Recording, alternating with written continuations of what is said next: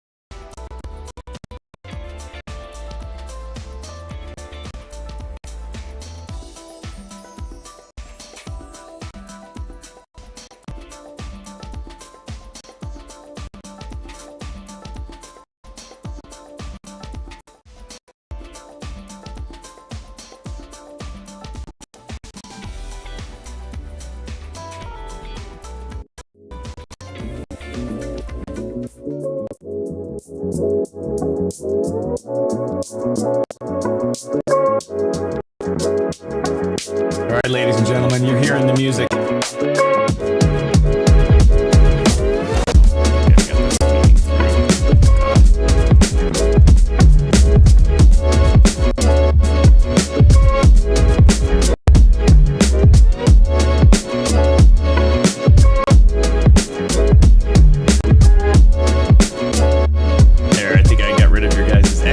Music there. Welcome. We'll be with you in just a minute. At this time, we're going again.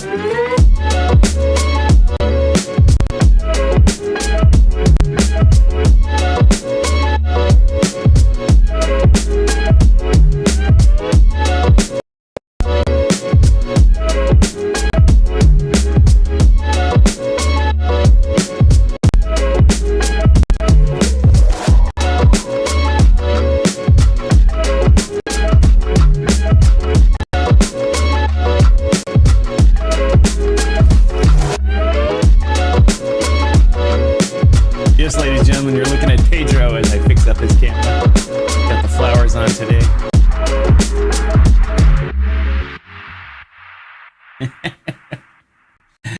Anyway, good morning, good afternoon, good evening, everyone. Welcome to DYOR Live here on the DYOR Media Network. We got a good show for you today. It is January 22nd, 2025, 2 days into the Trump presidency and 2 days in which the Democrats are completely flipping out.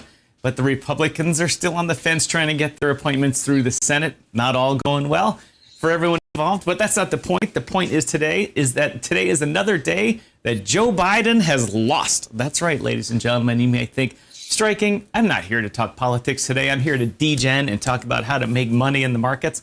Well, Joe Biden lost a crypto-related decision. Yesterday, the courts ruled that his sanctions against Tornado Cash were illegal. That's right, which we had predicted a long time ago. Anyway, we'll talk about that later. This is where I welcome my host, Pedro Garcia. Pedro, what is happening? What's up, my people? How is everybody doing? It is good to have you. And I'm glad that you guys are watching us. And it's actually, I was thinking about this because it's kind of cool, you know, that we get to talk with people. And I mean, and we're not a giant show, but Not yet. Not yet. I like that. But I like the fact that how we can go and we can have discussions that I feel like are so imperative. And I feel like and this is the reason why. Is degenning is an imperative. Degenning is stick the money in the pockets. Right. But here's the thing. Degenning is literally becoming a way of life. I mean, think about it, Tom. Like when you consider And you can see I'm looking at you because I'm looking this way and that's where you're at. So it's kind of look like I'm looking at you. So I turn and look at my green screen like this. Yeah. So, and I think what's so interesting is that as we're moving forward, I mean, the fact that you have a Melania meme coin, you have a Trump meme coin. Obviously, we heard about Barron's meme coin being a fake, but it was still one of those things that it's becoming a culture that is here in America. And I absolutely love it. I think it's one of those things because here's the thing. You can actually have ground roots movements that need to be birthed, right? And creating a meme coin and a message from that, like, Bitcoin on base, or a few of these other ones that are just kind of, they're really pushing the envelope that what crypto can do. And I think it's just interesting. I absolutely think it's just, it gives bigger wings to free. All right, quickly. I don't know where you're going with that this morning, Pedro. But how about welcome to whatever Wednesday? What's going on here? But what we want to know, Pedro, is what's going on with our community right now. Welcome, Crypto Mike. What's up, Mike? What's up, Dr. Jesus J? joins us at the beginning of the show. Welcome, Jesus, to the conversation. Yeah. Chuck is saying hello, everybody. What's up, Pedro and Mike?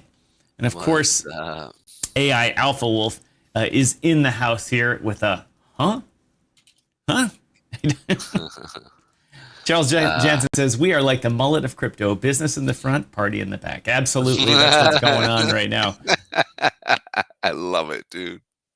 We're the welcome to everybody on YouTube, and welcome to everybody watching us on Rumble. Thanks for joining us. All we can ask for you to do is to share this. If you're watching over on Rumble, we're really trying to penetrate that crew a lot. If you see any of our tweets on Truth Social, in which we mention Chris, the CEO, and Rumble itself, please retruth them or anti-lie them or whatever you want to call it over there when you post on Truth Social to boost our engagement rate over there and to get the eyeballs of this Rumble crew over here. You're a good crew. Remember, you guys don't need to subscribe here. All you need to do, or you don't need to pay to subscribe. All you need to do is click that sign up button. You can use your Google account to sign in and hit that like button. Hit that like button and maybe drop a comment. Anyway, Pedro, what is going on in the great world of crypto this morning? Good, man. There's so many things going on, man. I mean, from news to what's actually happening in the industry, just That went on with Bitcoin. yeah. So Bitcoin is coming down, finding support on the 8-period moving average, as you guys can see here. And in addition to that, it's just kind of, we closed high yesterday with, not as, I was hoping for more volume to see step in, but the fact that Sailor's talking about buying another. Hold on a sec while I'll try and get your up here, Pedro. Mm-hmm. Pedro screen feed. I've got them reversed. I had the Pedro screen feed. My system is running unbelievably slow today. I can't wait to go get a new computer. While you're doing that, I started drinking. Started drinking again? Oh, it's a little early, yeah, Pedro. Cocoa, and it is absolutely, dude. If you guys haven't gotten like pure, like ceremonial grade cocoa, the cocoa, it. I'm telling you, you need to experience this at least for 1 week in your life. It is Pedro, ridiculous. Calling you the potion master every day. Nutmeg. You got garlic in the mix. You got all kinds of stuff. You live in the natural life. Trying to. And I cannot get your screen on for some reason. I swear to God. There we go. All right. Are we ready? Oh, yeah. Alrighty, here we go. 1, 2, 3 o'clock and 4 o'clock, rock. All right. So you guys can see here real quick. Bitcoin. Yesterday, we talked about, I wanted to see more volume kind of come in, but we did close high on this wick here, which is good. We are playing with that all-time high right here that we hit in 2000, or was it 108,000, and then it put in a new high on Monday, where, obviously Mr. Trump was talking, or President Trump was talking about what he wants to do and how he's setting things up for crypto. So it's kind of, people are okay, boom, let's go. We're not seeing lower highs. We're seeing it push up here. This is looking hot. And, I'm a little hesitant, literally because Michael Saylor is talking about doing another buy. And like this dude, you can see them. Unstoppable. It's not unstoppable. It's stupid. He is stupid. Stop topping off the market. Stop. And because now the institutions kind of have a free go now. The fact that there's a Trump coin, that this administration is literally setting up avenues for institutions to get into crypto. Right? I mean, just the fact that we saw with the immediate listing of the Trump coin and the Milana coin, the immediate listings of many of the banks saying, okay, we need to buy some of that. How do we do? Oh, we go through Coinbase. Then Coinbase can't even handle it. It completely implodes on itself because they can't handle the transactions through Solana. So it's just... Everyone exploded. Solana just came to a grinding halt. Well, this is the part that frustrates me, is then this guy comes in, like, I don't understand. I mean, he's got to have people who are literally telling him, you're hurting the crypto market every time you do that. Like, don't buy on top-offs. Like, don't buy up at the top. Buy in when it pulls back. Because... However, Pedro, wait, hold on. Not to interrupt your grand strategy here, but his strategy has worked the entire time. No, it hasn't. Yeah, because it's always gone higher. He is an idiot. He buys up at the top instead of down here. And what that happens is then they sell off on him. And so the actual presence of buyers coming in allow the institutions to sell off to them, take that profit, sell it off, then buy it back. And then Pedro, again, you're speaking as a trader, not an investor. I am speaking as somebody who wants the health for crypto, and he's not helping crypto. He wants to help crypto, and he's not. He's from an investor, you would think you'd want to get the best bang for the people that you're investing for. So the smartest thing in any industry when you're trading is buy low, sell high. Now, the man is not a buyer. He's not a seller either. Excuse me. The man is not a seller. So the man buys. So just wait for a pullback, buy. And if you're looking to, like, there's common strategies that he can look up, like when it clears above the 50-period moving average. That's an area that's typically about the middle mark there where you can buy. Wait for retracement as it closes and comes back. It normally, like, you can see this every time. Boom. Like here, we close above it here. We come back, test it. Boom, he buys. We close below. Okay. Go in, buy around that 189 period moving average. Boom, you buy. These are institutional, like, markers. Like, they use this stuff. The 100, the 50, the 200. This is common. This is no insider trading here. This is common sense that we know that institutions will sell and buy based off of this area. So if it closes below that 50 period, we know they're going to sell. So they're going to drop the market a little, find support at maybe the 50 or the 89 or 100 period moving average to see it push back up. If it doesn't, it goes back to the next part, which is that 200 period moving average. He could put floors into the market, not selling opportunities at the top to push his people down, or that pushes it down. He could buy right around here and really start this to get going. Right? He could. And then what happens is the institutions keep just buying it. instead of him buying at the top and they sell off on him because they bought in right here. I just don't get him. Anyways, like, Well, it doesn't. all we need to do is, when you're talking sports with someone, like say you're sitting at the football game, and the guy next to you is a fervent fan of the other team, and he's just in your face all day, and you're a nice, calm, cool guy. Yeah. And he's just in your face. Your team sucks. Your team sucks. But in reality, your team's winning, and all you do is turn and look at him, and you point to the scoreboard. Just point to the scoreboard. That's what Michael Saylor is doing.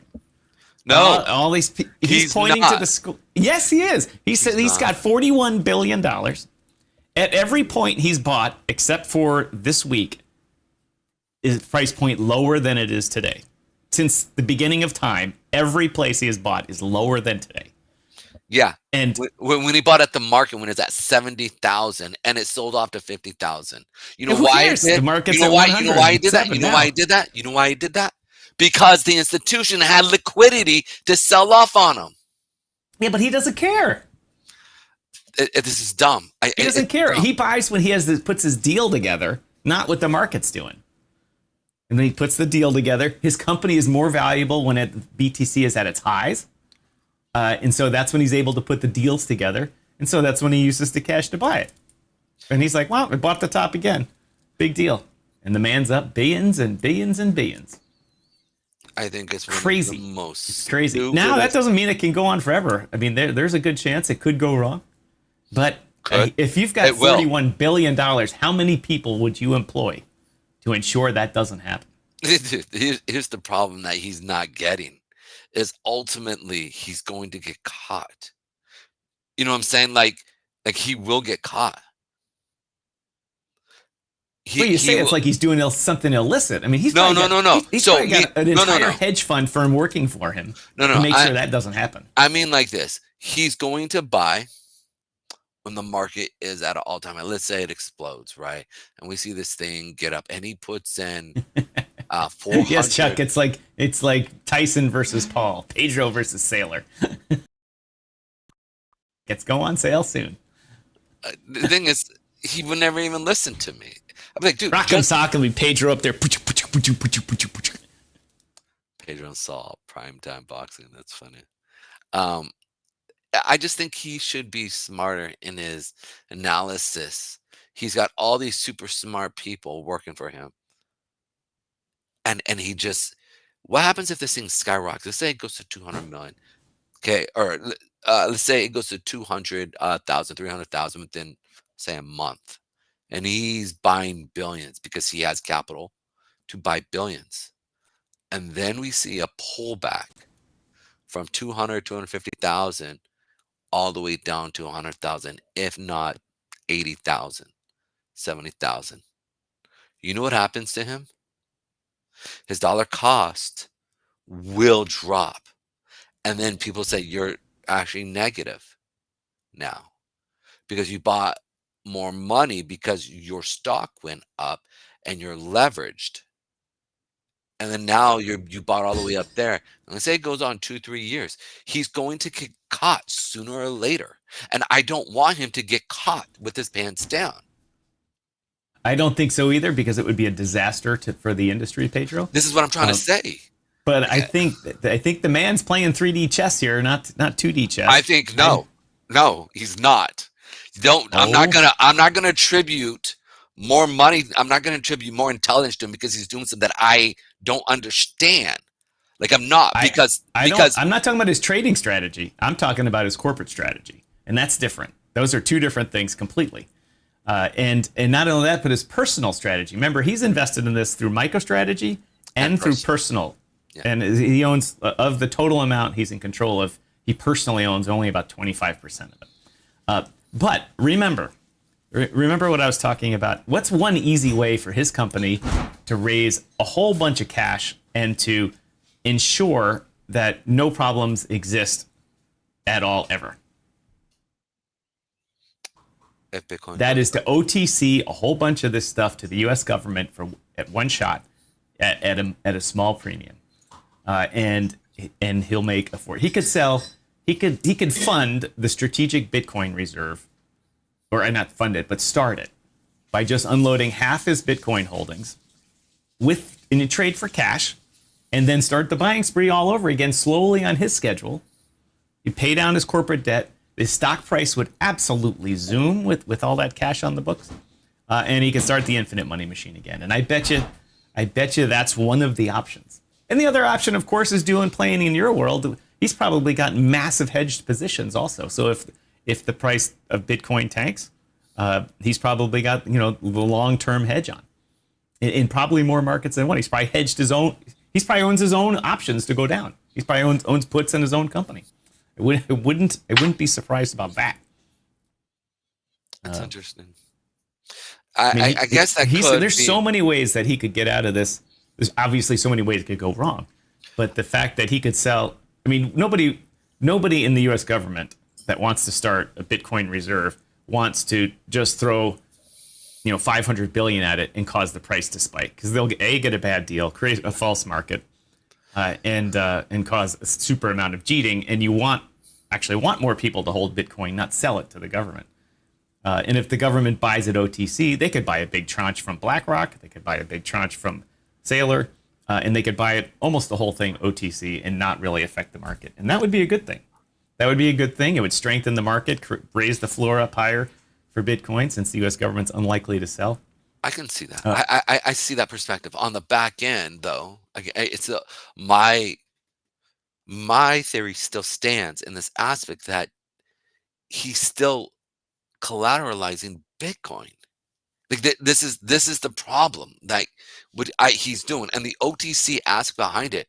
Yeah, the last year and a half, it's been nothing but OTC. None of the institutions have gone through and bought on the open market. Maybe a little. They've all been through either Coinbase or another organization, or potentially just setting up mining out throughout the whole entire country where there's cheap labor, cheap. It's just, I can see that perspective. Yeah, he's playing 3D chess in that aspect. But if we see a massive sell-off, I'm sure we will at some point. Let's say China goes through and says, we want to cash out, and they go through and they sell. Dude, China has. So if you listen to Larry, because Larry talks about a lot of this, which is really interesting, he goes, China has throughout the whole entire country mining. We're talking like the CPP is out there, like mining, like it has full-on systems that, and that's not disclosed in the system. It's not. On top of that, we've seen them legalize and delegalize, Well, the Bitcoin mining pools know that about 20% of the hash is still coming from China. Yeah, they can see that, and they're doing a ton. So that a lot of that is going into this. And if they wanted to, Saylor comes in, he buys the top, they sell to him, right? And then when institutions start to sell, then boom, all of a sudden you get this bidding war where all of a sudden and this could easily do this because of the leverage that many of these companies and people that are doing.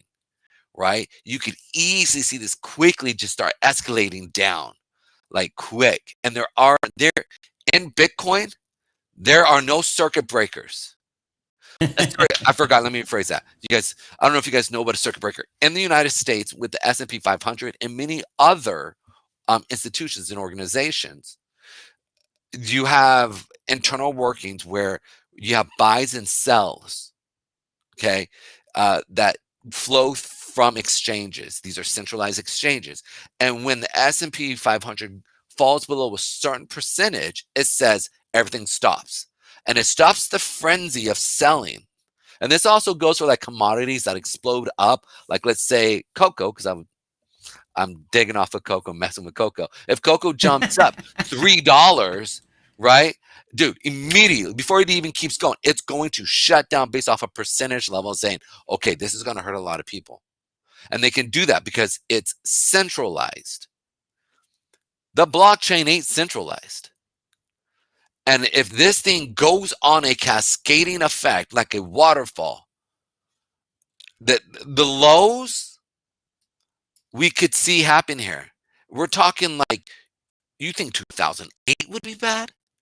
Mind you, like 2008 was just simply localized to America's housing system. Like this is being collateralized. I was listening to a guy in China.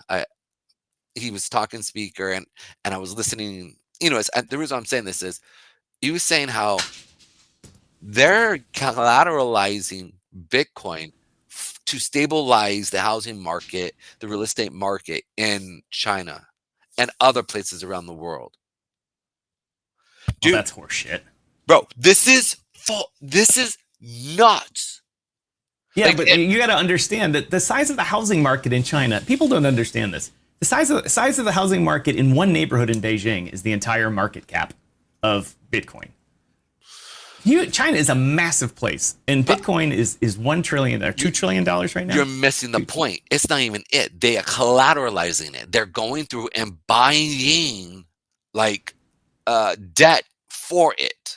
You know what I'm saying? So and then that gets, we haven't seen this yet, but we're going to start to see this.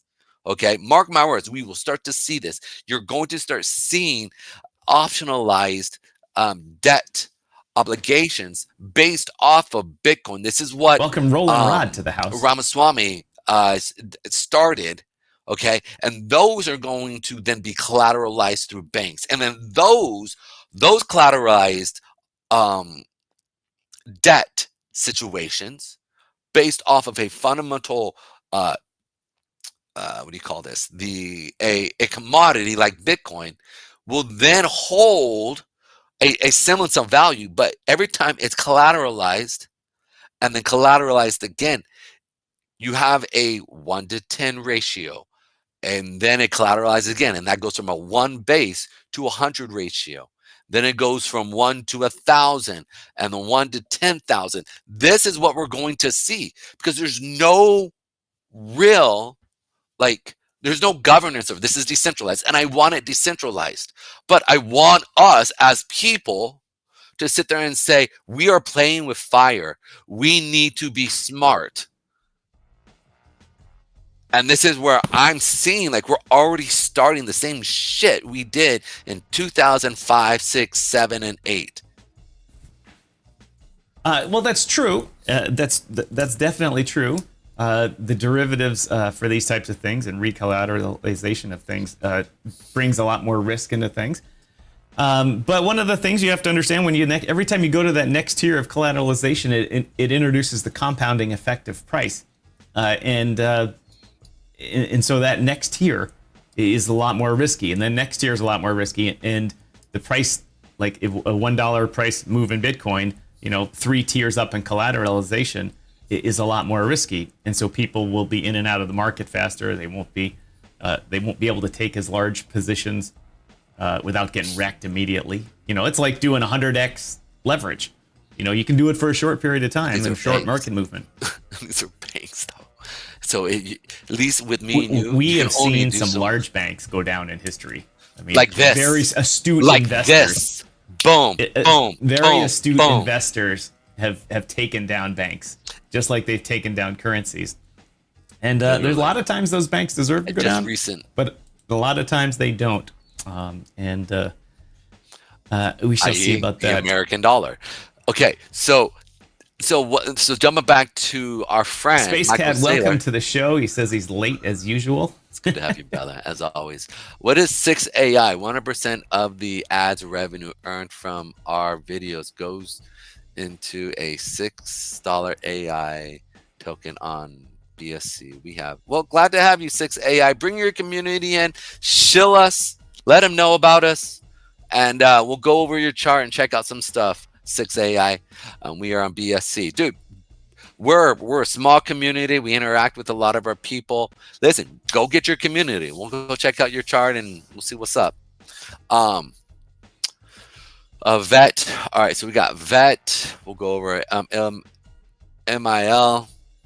So Matt says, do not look at the Vet chart. It looks pitiful at the moment. He says, I'm grinding in the background, just spreading the word. I will not quit fighting for the project and to support our vets. Okay. Remember, he's raising money for the former military members through the tax on his token. It's a tough grind there, Matt, as you know. Tough grind, but good luck with that. You know what? I want you to reach out. We need to introduce him to Brian. Remember how we had Brian on Bitcoin, based on Bitcoin on base with Brian. You remember him? I have reached out to him a number of times. He's not answered me, and I used to have his email, but I think I have one that he doesn't use anymore. I'll reach out to him on Zach's show. I'd be like, hey, we're trying to get you going again. But we need to introduce Mike to him, maybe because he just connected with Trump. He has people literally connected with Trump, and he's about mental health. And the fact is that you're trying to kind of set things up for mental health. I think it would be a good connection. Our NFT are on Solana. Every holder gets. Listen, man, go bring your community in here, man. I like that. I like that bringing the advertising model to the to the world of DeFi. Yeah, I do like that. I think it's smart. I like that a lot. Yeah, like I said, go get your community to come in, brother. 6 AI. That might be an actual AI. Don't get Pedro started with AI. Come on, we've only got an hour left in the show. Dude, it's crazy. The stuff you can freaking. I'm talking with Cody now, bro, in the back, and we're kind of putting together some trading stuff. And dude, Cody freaking is. What have you built with the shill is never over. If the shill is over, then it means your project is rugged, or everybody sold because they were rich. Until either one of those two happens, it's a grind and a shill. Jesus the Lord says, patient 0 on Infineon blockchain, first token on the chain. I don't know what that means. Patient 0 is the first token on the Infineon chain. Well, they got to get the patient 0 people over here then. You know what? It's really interesting. Did you check out some of the stuff that's happening with what was it? Why am I forgetting Trump's full token? Not his meme token. Why am I forgetting? World Liberty. Liberty. Yeah, World Liberty. There you go. They just closed their $300 million raise, I might add. Yeah. Like, that's real. Did you see what they bought? They bought a ton of Ethereum. Like, just so much they went through just because they're looking for. I don't know if they're looking. I mean, here's the thing: a lot of these protocols, them buying in, a lot of that money they can just put up in liquid staking and then receive income from this, which is one of those dope situations that I think like once infinite money machine. Yeah, basically, yeah. So you got people you pay a tax to buy a token, and then from there, who knows if they're going to create a blockchain, a whole entire ecosystem within it. But what I thought was so funny is they're going out and they're buying real tokens, right? Or excuse me, not tokens, but real coins to sustain its actual business cycle. And it'd be really interesting to see if they can really start to get, 6, 10, 15% off of the amount of money that they make off of, buying Ethereum. There's a lot of money that is made from fees, as we all know. So it's going to be really interesting as we move forward again into this new era of crypto. So, all right, let's before we move into Mike's desire to look at BNB, let's get to the point about why Joe Biden was wrong again. Tornado wins. Tornado wins again, or crypto wins again, but win for the good guys. Let's bring this up here. If many of you recall that the government under Elizabeth Warren has attempted to make mixing or any sort of privacy on the blockchain a bad thing. Like, oh, this is terrible. We can't have privacy. It's just North Korea is going to just take all the money and do that kind of stuff. We have to be able to see everyone's transaction, all that. And people are like, no, we don't want to know. We don't want everyone to know every one of our transactions. We want privacy with some of our trades. And if we move stuff around, we don't want everyone to be able to figure out where they go. So we want to be able to use things like Bitcoin mixers and Tornado Cash and other types of anonymizers like that. And sure enough, in the past 4 years, the Biden administration has turned the financial lawfare, as President Trump now calls it, against the crypto industry by criminalizing everything and giving the power to what's called OFAC, the Office of Foreign Assets Control, in which the U.S. government says, and Congress passed a law a long time ago saying that if it's against the foreign policy of the United States, the federal government can prohibit U.S. citizens or anyone that deals with U.S. financial institutions from dealing with the property of people the government says they're not supposed to. Like, you just can't transact the property of people on our list of people that we decide that are bad. Other people decide they're good, but we decide that they're bad. And that's called being sanctioned. And crypto, bring my screen up here, is based on code. And code has been ruled by the Supreme Court because of the PGP, Pretty Good Privacy, and Phil Zimmerman case a long time ago, to be free speech. Meaning that if you write code, because you can write code on a piece of paper, nobody says you have to write code in a computer, or you can write code and then print it out a piece of paper and distribute it, that is free speech. And we predicted a while ago, especially I was talking about it, I said, this is not going to work. This is not going to work. The government does not have the power to sanction smart contracts and code. That's not. We didn't give that power to the U.S. government. It wasn't Congress's intent when they created the OFAC office to do that. Let's see who sues for that.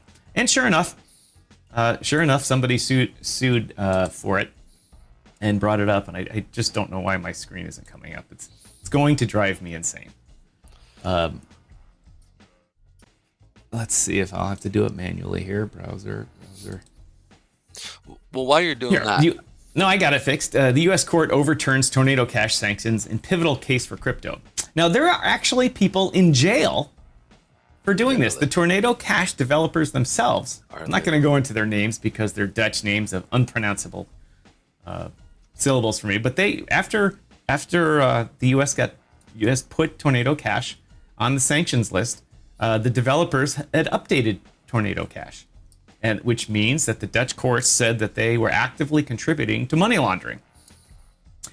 And guys got sent to prison in the Netherlands for this. And so here in the U.S., people sued. People that wanted to use Tornado Cash or had previously used it sued. And in court, they won. And the judge came out and said, it is ordered and judged at the judgment district court that the appeals court reversed an earlier court and said that this is just not acceptable. But despite the Tornado Cash being legal, the guy from the Netherlands is still in the joint. The court says OFAC overstepped its congressional authority and that smart contracts are not property. It's code. It's free speech. And when I saw that decision come out just yesterday, it was published, or last night, I said, aha! Because if you've heard me talk here, you've heard me talk a lot about, well, Pedro was right again. Went into his zone, he was right again. This time, Striking says, I was right, and the lawyers for the government were wrong. Yeah. And there's fleets of lawyers who have been to Harvard and Yale and all the sorts of schools that said we were right. And here's old Tom, just sitting here in Chicago and in Ottawa, saying, you guys are wrong. That is incorrect, and you should not be arguing an incorrect policy. The lawyers for the U.S. government should, when they have a bad policy and they know it's illegal, they should tell them, no, we're not arguing something that's clearly illegal. We represent the people. We don't represent, they say, whether it's the government's lawyers that argue these cases. No, actually they represent the people, and they should be in the position to say, look, you guys gave us this policy. It's no good. It's not legal. And you guys should get rid of it. We're your lawyers.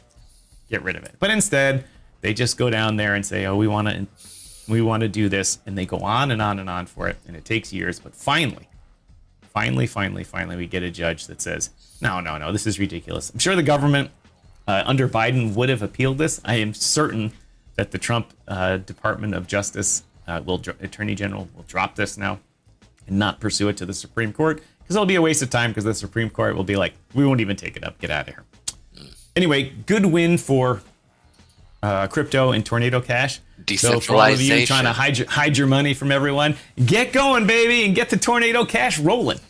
Well, here's the other part behind it, and I bring this up as a really good understanding. It's a win for DeFi. It's a win for freedom. It's a win for allowing you to be able to self-govern without the tyrannical hands of the government wanting to step in. That's really where the freedom is at. And you can go through and you can set up certain things, and people are like, well, I have nothing to hide until you do. Until you do. Yeah, and I mean like this, and I mean like this.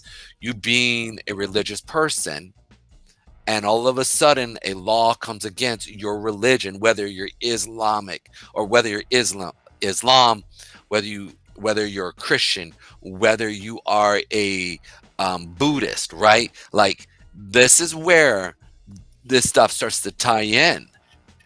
And if you fall unfavorable, if you fall on into unfavorability with your governmental system, you then become the target. And having a decentralized monetary system to be able to do business outside of the system that you live in would be paramount for you.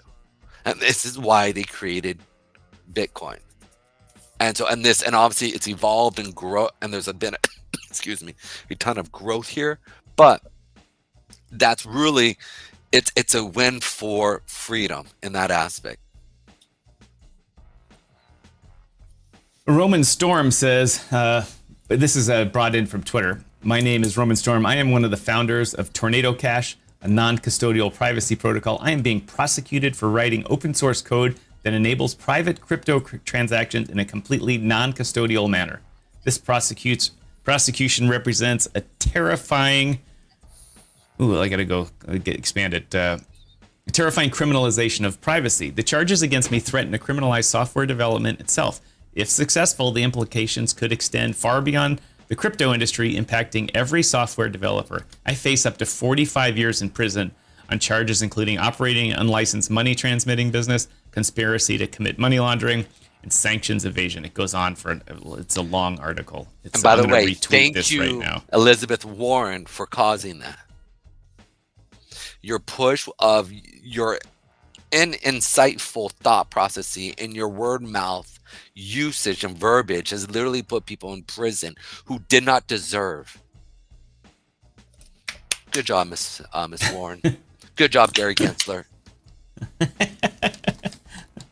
Yeah, you're right. The way that they've treated these things is simply ridiculous. Yeah. And you know what? The fact that Roman here is facing 45 years in prison for writing code on how to just anonymize crypto transactions is simply ridiculous. He's in, I don't know where he is. I guess he's being tried in the U.S. But anyway, obviously, the U.S. government has been overstepping its bounds now for a while with excessive sentences to force people to comply. We saw that in the pardons. I don't know if I know this is a side tangent, but President Trump pardoned a lot of the January 6th people, some of which deserved it, or at least commuted their sentence, some of which did not. If you punched a police officer in the face or hit him with a baton or sprayed bear spray at his face, you should be in the joint. But not for 18 years. I mean, there are people, no crime, this is my belief, no sentence for anything should be more than the shortest amount of time someone spent in prison for murder. Like, yeah, if you're in Chicago, someone can murder someone but end up only spent 4 years in the joint. Yeah. No other crime should ever be sentenced for more than that, because that's just not right. You can't say someone can write code and be in prison for the rest of their natural life. And the same with Ross Ulrich, who was the Silk Road guy that just got pardoned. For those of you who don't know what Silk Road was or is, I shouldn't say is anymore. There's probably version 10 out now, but it's probably just a government plant site. It was a dark web using the Tor onion router world of a website in which allowed anybody to sell anything, and all you had to do was trade Bitcoin. It wasn't set up like here. I can't wait to sell guns. I can't wait to sell drugs. It was just like, this is an open website. It's free to use. Anyone can sell anything they want. I don't care. I just set up the mechanism for it. And they prosecuted Ra. They finally found him because he made one small mistake, and the government found him, and they prosecuted him for basically 3 lifetimes of jail time for running a website. Admittingly, it was trading firearms and drugs and all that kind of stuff. I get that, and he should have been prosecuted because he knew it was happening. And if you for U.S. citizens, if you allow crime to happen under your watch, that's bad. Can I interrupt real quick? So there was so one of the top head guys who was really pushing hard. What is it? Free Ross now. So FRN was the ticker. They were raising money for the lawyer fees for Ross. And I've, because on it, there was child, trafficking and a lot. There's all kinds of bad shit on it. Yeah. Let's not sugarcoat it. Well, yeah, like it was absolutely. So I always was like, listen, man, you should have done something about that and really made sure, and then one of the guys who was part of that token said, listen, man, let me make sure you understand who Ross was and what it actually was. So he broke it down to me, and I actually had to sit there and go, my initial, adherent, I realized he basically said, dude, there's about 14 to 15 admin for that site, and they were doing their best. He inherited it. He didn't start it. He said he inherited it because he was a dev and making money and stuff like that. And then he came on and started it up. And so they actually would actively go through do their best, because remember, it was a decentralized system.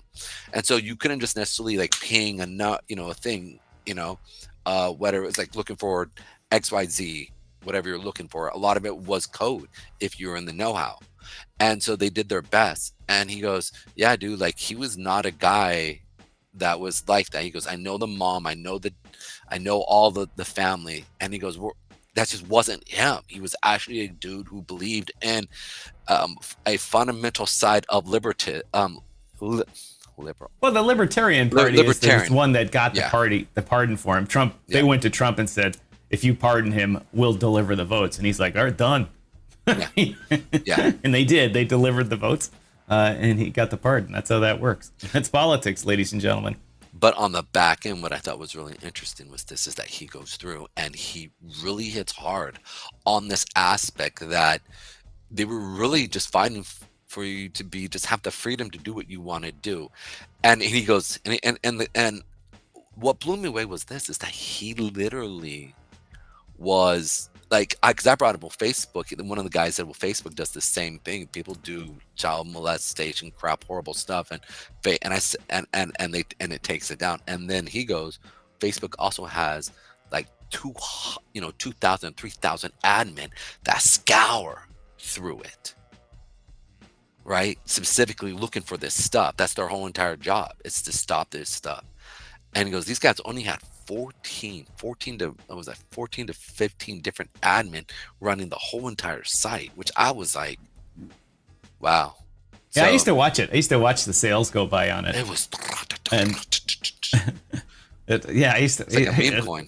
And I plucked in the forums in which people would discuss different ways how to get around all the regulations for sending drugs to the U.S. mail and stuff, and how to pack things the right way, and all this kind of stuff. It was amazing entertainment. It really was. And if I was just watching it, that meant lots of law enforcement were watching it. Yep. And they figured it out. And Ross, he made one mistake. He used a throwaway email on a public forum once that linked him to it, or just gave the government that one clue they needed, and they were able to run it down. And they found him in a library in San Francisco using public Wi-Fi. And the agents posed as just people in the library. But when a whole bunch of kind of rather professional-looking white people kind of hang out in the library, public library, you know something's up. And Ross raced back to his computer. He was away from his laptop for a second, raced back to it to try and slam it shut, because then it would encrypt.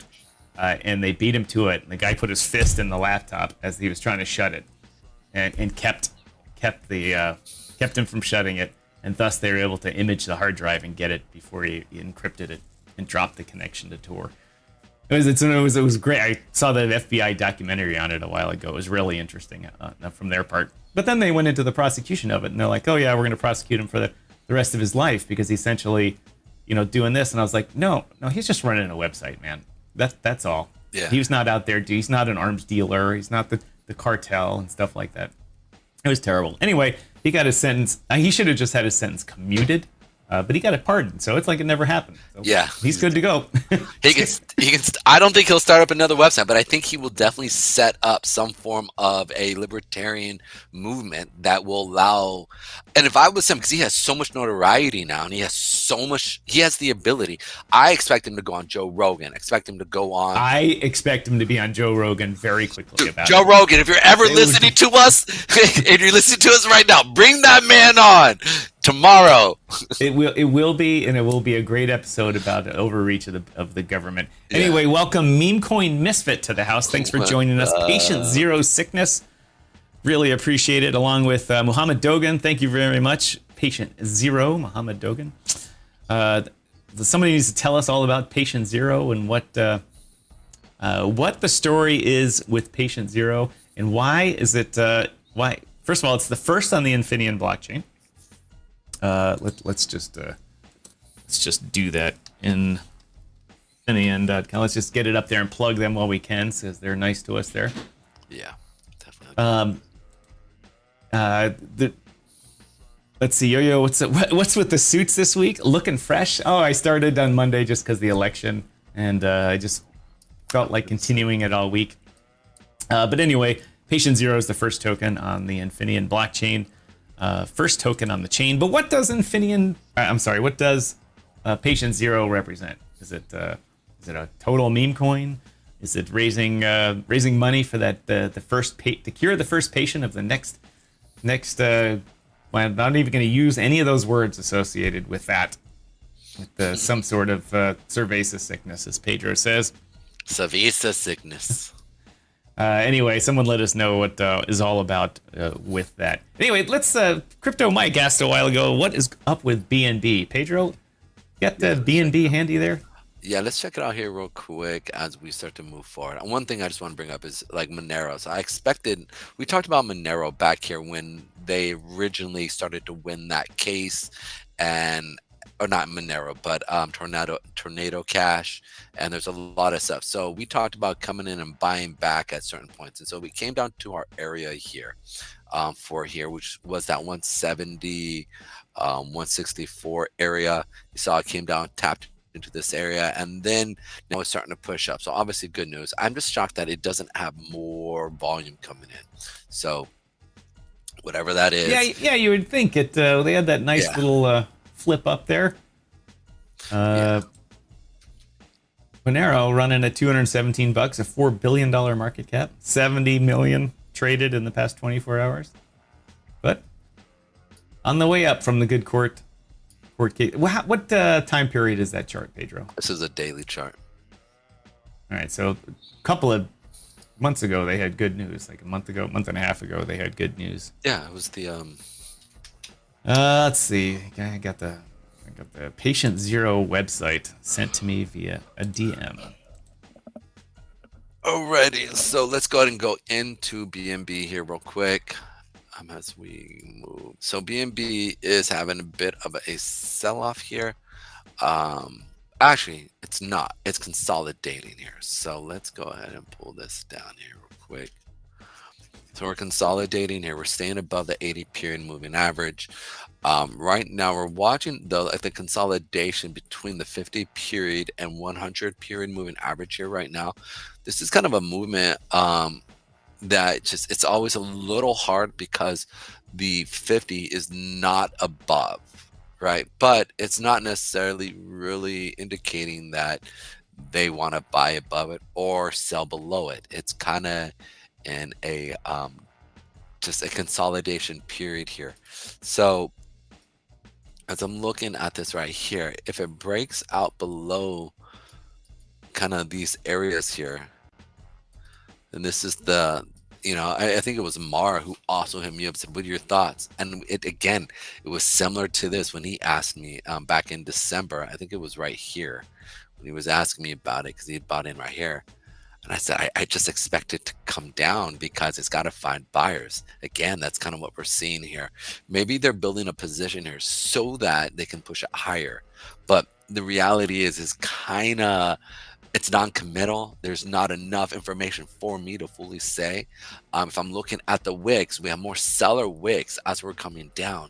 So that's more of an indication saying it's going to sell off. But in previous times here, you can see we've also had a lot of buyer wicks here, these bottom wicks here at these levels. So again, it's indicating that somebody's coming in, they're buying, right? So recent, every time so that means that we're in a range here. And when we're in that range, we kind of got to wait and see what decision it wants to make. My biggest thing that I always try to look at is, let's check out the volume, right? So when I go through and I check out the volume, I want to sit there and see, are we having an increase in sellers or in buyers in this consolidation period? Now you can watch the sequential logic of consolidation, but you're seeing either buyers or sellers stepping in, which typically gives you an indication what direction they want to take it after that consolidation. So let's look at it here.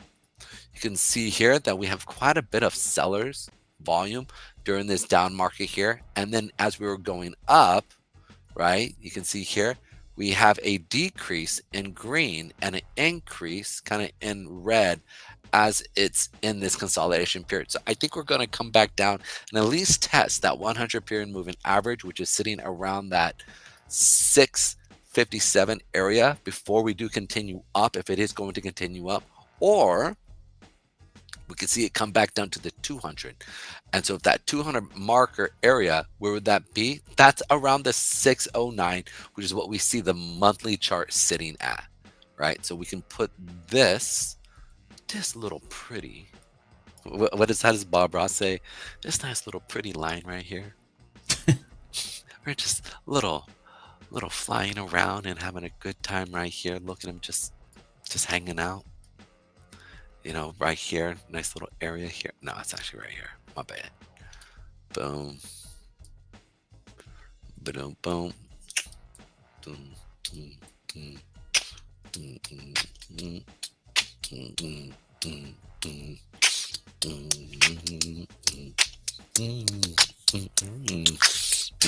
I'm not sure what's going on in my ear here.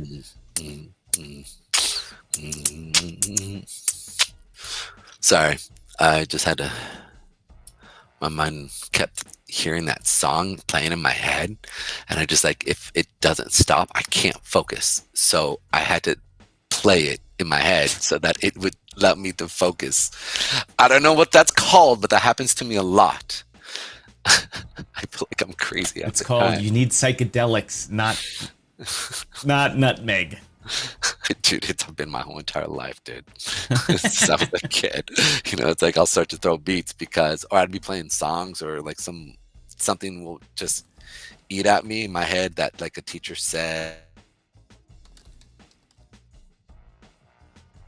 something, and I a thing or saw it on TV. My brain would start to link all these other things that do not need it to link, i.e. music.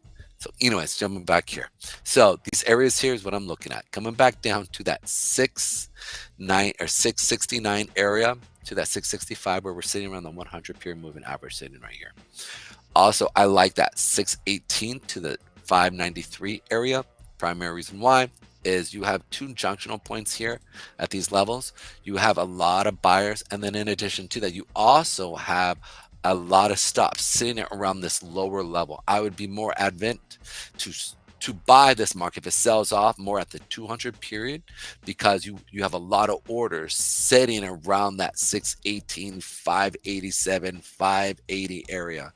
So one of those, I remember this is the BNB USDT chart here. So that's going to differ on if you use another chart. Yeah, that's it. Definitely. What is going on? Beatbox master. In the background, I was trying to. No, that's not working right. Let run to get results. Oh, I hate it when websites suck you in and say, "Oh, you got to sign in." Hey, when I'm just searching for something. Anyway, I was looking for. Yeah, it's gonna make me sign in also. I was looking. BNB still has an amazing amount of transactions. I was just looking for one of their transactional charts, and I'm trying to figure why. Because, as we all know, 4 years ago, everything was on BNB. Yeah. Now, very few things are on BNB. Almost nothing in the meme world. I shouldn't say nothing. Say 99% of the stuff in the meme world, frankly, utility world, is on BNB anymore. And yet they still have an appreciating price. Yeah, they do. And they still have a lot of transactions, and I don't know why. I don't know why. It would be good if someone out there was knowledgeable enough to let me know about that. That would be great.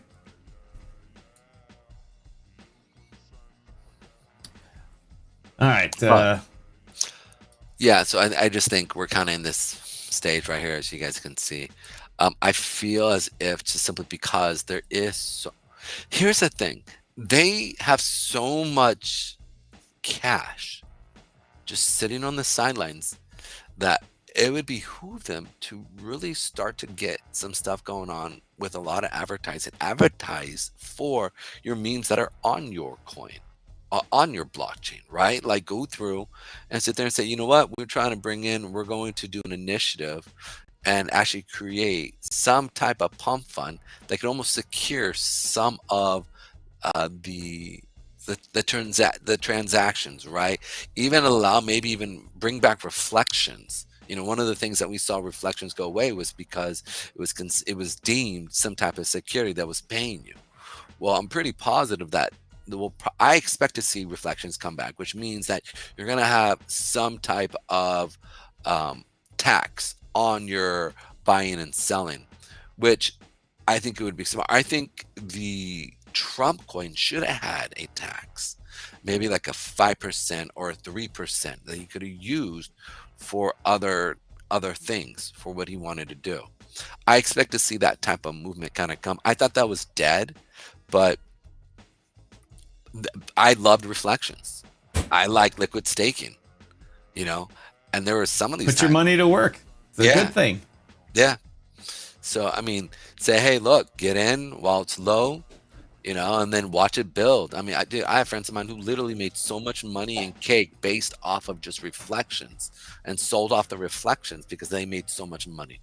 So it was like, it's a trip, you know, it was just a trip. And again, that's another cool taxable event that you can actually use to generate income for your community, you know. Anyways, and so I just think something like that BNB needs to kind of reinstitute and see what they could do, because ultimately they're sitting on so much cash as an actual entity that is legitly, you know, that I don't think it's a dead project. There's too much money for them. And I wonder if CZ is involved with them though. Sorry Dudes was just in a meeting with a buddy. Great things coming. Awesome. Alpha Wolf says, say you guys have a good rest of the afternoon. I need to go to sleep for a couple of hours before my space. Before my space. Oh, space. Man, I'm burnt out today. Oh, I got you, man. Oh, much love, AI Wolf. Man, take a rest, Walter. You need it. Yeah, my brother. Like, that man, dude, he really works hard. Like you said, the hardest working man in crypto. Shout out to AI Wolf. Hey guys, if you guys aren't following him on Twitter, go find him on Twitter. Great guy. He interacts with people, and he just really wants to make sure he brings a lot of value to every person he interacts with them. So shout out to you, brother. Much love. Be safe, and go get some sleep. Alrighty then. Okay, dude. So a couple things I kind of wanted. So I sent you in a private chat. Did you see that? What I sent you? SEC launches crypto task force. Oh yeah, I saw that come out yesterday, and I had it queued up to talk about on the show, but I forgot about it. Oh, perfect. Let's talk about it. What are your thoughts on this? And the fact that go ahead. I was gonna say it depends if crypto task force means let's make things better. But a lot of times task force is used in the word of we're going to send you to prison. So we need to know what that means. Now, obviously, the new SEC commissioner has not been, I think his name is Paul Atkins, has not been confirmed yet. So who's directing the show? They announced, Trump did announce a interim SEC commissioner, I think. Or I shouldn't say interim, I should say acting. I don't know, whatever it is. But they have to be able to run the show over there until the guy gets confirmed, Paul Atkins gets confirmed. And he has not done so yet. So I'm interested to see if that was a leftover thing that the Biden administration just said, well, let's just do this to get it started. And people kind of got, let me rephrase that, not the Biden administration. People in the SEC left over from the Biden administration got started, or if it was a Trump top-down thing to say, hey, let's get this started. The news on it's been really thin. The article I had, which I don't have up anymore, just said, hey, it's been started. I'm like, okay, what else? See if we can find it. I think what's interesting is that like if they really start to be, I hate to use the word douchey, right? If the SEC really wants to start to be douchey, I mean, Trump got a lot of power. I mean, the fact that he just said to one of the most strongest agencies in the world, which is called the IRS, said, stop hiring, you're done. Yeah, and we're going to get all those people that you did hire, we're going to go send them to the border and be border agents instead. Which is kind of weird. I was like, epic. Yeah, like I just thought that was really interesting that he just said, okay, this is anti business. I never understood that IRS goes to the government and says, yeah, if you give us $5 billion, we can hire 89,000 people and collect $20 billion. So the Biden administration said, ooh, that sounds like a good plan. That means everyone in America is basically fleecing us that amount of money, and we'll hire all these people to do it. And they accounted for it in the budget. So they faked their budget by saying, oh, this is typical of all governments. They say, oh, we're going to spend this, realize this, so we're going to account for that in the budget. So the Biden administration planned on all this money coming in. Well, of course, it took longer than you can possibly imagine to hire these people. Shocking. Especially since they were running it through DEI and they just couldn't hire enough. I mean, none of the people that work for the post office were just say they couldn't hire enough woke people who actually had the skill sets. Right. And then they had the audacity. This was the best part. The IRS has a criminal investigative division for, the Al Capone chasers. Yep. And they put out, in a most amazing lack of forethought in the history of dumb government decisions, agencies. They put out a job request. At the same time announcing they were hiring 89,000 people, they also put out a job request for the criminal investigative division, talking about how you will need to carry a gun and be, a law enforcement agent and all this type of stuff. People are like, what? And the internet almost collapsed on that day because people morphed it into 89,000 IRS agents with guns. Yeah. So people went nuts. The preppers were buying ammo like crazy. Every AR-15 flew off the shelf. The gun guys were like, this is bonus. They literally started hiking. Well, of course, they started hiking up because it was. Go ahead. I guess. Ultimately, the criminal investigative division was hiring like another 200 agents to go along with these 89,000 actual just IRS people. But still, the point, the public was still like, wait a minute, we have this thing called the Department of Justice. Yep. The IRS shouldn't have its own police force and criminal investigative division or law enforcement agents. They should be like the SEC. If they find something criminal, they refer it to the FBI and the Attorney General's office for prosecution. And if they find something that's like, oh, this shit's really bad, then they can deal with it, guns drawn or whatever. But regular agencies, especially the guys in charge of taking your money, it was just one of those things where you're like, who approved this? What moron in the government? Well, I think Miss Kamala thought it was brilliant, along with AOC. They mentioned it, as well as former President Biden, why, like, if you, like, we saw the heavy hand constantly, so why wouldn't he go, oh yeah, do it?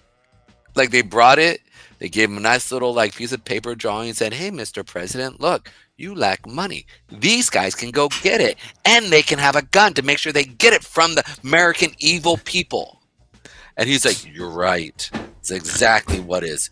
Go get those evil people trying to hold the money back from me. I mean, the United States government, so that we can help a bunch of people have transsexual changes and become more feminine. Don't get me started about what's going on in Canada with that. Everyone in those they want that shit for free. For real. Oh, we have national health care, so it should be free. Anyway, I got the article right from the SEC itself. They finally posted it, a detailed article. And the task force is being led by Hester Peirce here, which is a good thing. Hester Peirce, who I've tried to get her on the show a number of times, but her people are very nice to me and basically said, the larger shows, please. So when we get larger, we will have Hester Peirce on. But anyway, they're launching a crypto task force dedicated to developing comprehensive and clear regulatory framework for crypto assets. Commissioner Hester Peirce will lead the task force. Yada, yada, yada, blah, blah, blah, will serve as blah, blah, blah. Drawing from the talent staff across the agency, meaning handpicking the smart people and the people that aren't woke.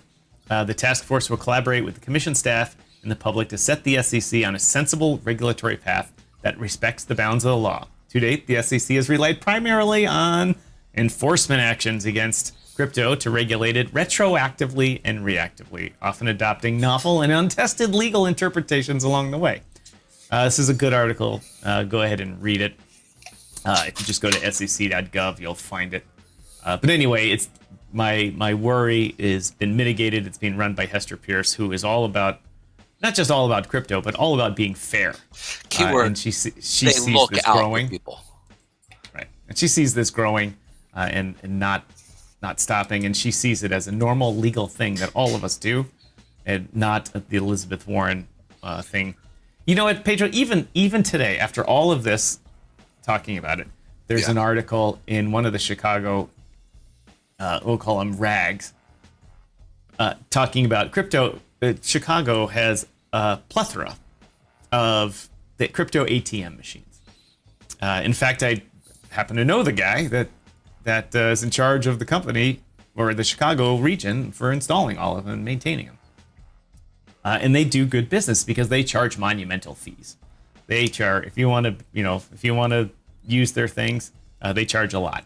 And a lot of people do use them, but the news focused on bad things that happened in 2013 and with crypto, and with things that happened in North Korea, and happened with old ladies getting scammed because the people run scams and they say, "Oh, you got to go to this special ATM and deposit the money in order to help your aunt out in Nigeria." Yep. And those things happened with credit cards. They happened with everything you could possibly imagine. Doesn't matter. I can't even send a wire transfer from my bank anymore without filling out a 9-page form that I'm not under duress and not being scammed, and I know that I'm intentionally. You should have seen when I was doing business with companies in Africa. Oh my God, I thought the bank was just going to freak out. They're like, "Oh, no way, we get some money to Africa."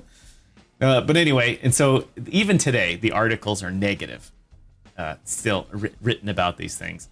When people use the Bitcoin, and they do multiple cryptos now, not just Bitcoin, ATMs all the time, either to get fiat or to use their fiat to buy more crypto. Remember Cole that we brought on the show here? Yeah. And he created, now, he said he's branching that out, not just for Bitcoin, but many other coins out there that are now like, it's impressive. Like, it's really impressive what they're doing now. Just so you know, Pedro, I have a 1:59 hard stop here. Okay. Because of a conflicting conference call. All right. We do keep going on that. I just want to also go over Aptos. Why is that so hard for me to say? Aptos. Boom. Aptos. Right? Was it Aptos that they wanted me to go, or Algo? I think it was Algo. That was a Dar Baby, but Dar Baby hasn't been around today. But we can Well, tell him to go look it up on the show if you want to go over it. So the last 10 minutes of it, you can sit there and say, all right, so look for Algorand. I feel like there's something going on. Why I'm not able to from here to here. Like it's We'll like talk. really hard. It's probably the cocoa.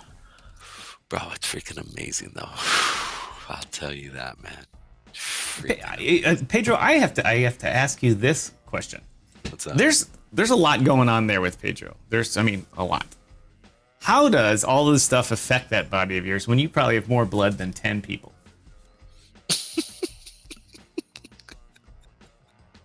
I don't even know how to answer that. I mean, if you were to drink beer, would it take you like 2 cases of beer to? Oh, I've had fish, six beers. I'm fine, man. Dude, yeah, I am. I can drink like a fish, bro. When I was side note, I was in the military, and so I went down to New Orleans for a period of time, and so my first night down, I'm a non-ray, and I'm part of the rescue swimming program, and so we're sitting there, and you work your butt off your first day, and you got to be in shape already, but I'm, I say this because I get there, and that first week, man, they took me. You start at the top of not Bourbon Jesus, Street. not that coca, not your Espanol coca. No. Not what we're talking about. No, the brown stuff that is really good for the body. Anyways, so the reason I bring that up is because I started at the very top, and I make normally most people make it through, because you're drinking grenades, you're drinking hurricanes, right? And these guys, they decide what you're gonna drink, so you just drink it. So we go, man, and I made it about halfway, if not 2/3 of the way, without being drunk. And the guys were like, "Holy shit! Like this is bad!" Like, and then by the end, though, it just hits you right, boom. And we're talking, it's like a 3-hour process. You go there around 10 o'clock, 11 o'clock, and by then it's 2 o'clock, right? And you're done. And so I'm literally by the end of the it's not, why am I calling it Bourbon Street? Is it Bourbon Street? Yeah. Yeah, okay, I'm right. My brain just had to remember. So as I'm almost all the way down towards the Bourbon Street, there's a hustlers thing there, and I think it was Hustler Strip Club or whatever. I forget, or was it Playboys? I don't remember. I was so drunk. I don't even remember. But outside of it, love it. But outside of it, there's they used to have there's the homeless people kind of right next to it or whatever, right? And dude, I remember walking up to this homeless lady. I remember this vividly. I was so drunk. I don't remember how I got there, but I walked. I was like, "You were so beautiful," and my friends let me kiss this woman. And they took pictures of it, dude. How much did they pay her? Oh, I don't know, bro. I don't even know. I was literally laying in her lap, I guess, kissing her, and oh, you are so beautiful. We're talking, but that was literally at the end of Bourbon Street, and that's how much I could drink. I probably had 3 or 4 hurricanes. I pissed like a racehorse all night, the hurricane. My kidneys, I think, maybe hurt for about a day or two, and I was up and running again. You know what I'm saying? Because Hello, Chad, says Troll King XPX. Thanks for joining the show. It's a new name to us. Troll King, what's up? Troll, wait, no, he's been with us.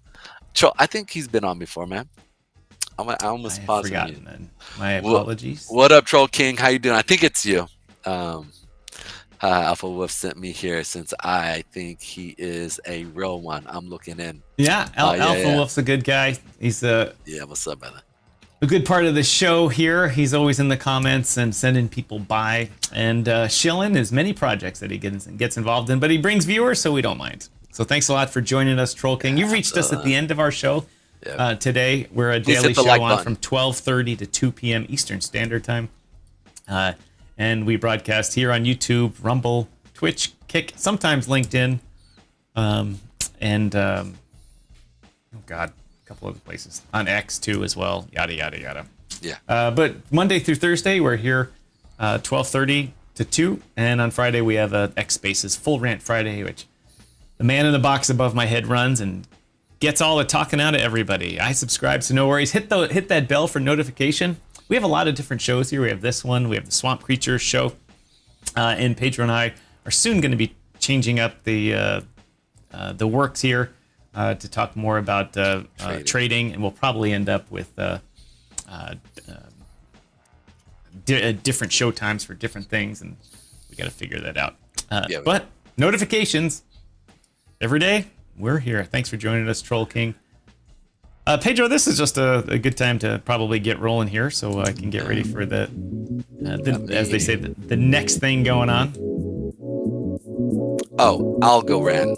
So, long story short, I can see Algorand coming down potentially to the 34 area as we come into this area here. So, I'd expect that. Maybe. All right, man.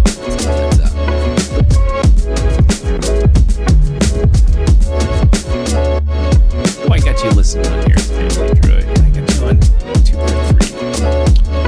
Just need 2.3 here. Pedro, can you hear the outro music? No. I could a second ago, but no.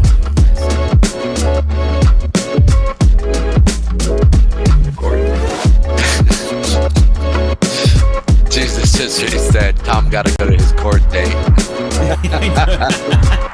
I hear it. Jaywalking again, Tom. Jaywalking. That's awesome. Outro music is on. What's up, man, bro? It's good to have you as well. Dr. J, glad to always have you. You rock the mic.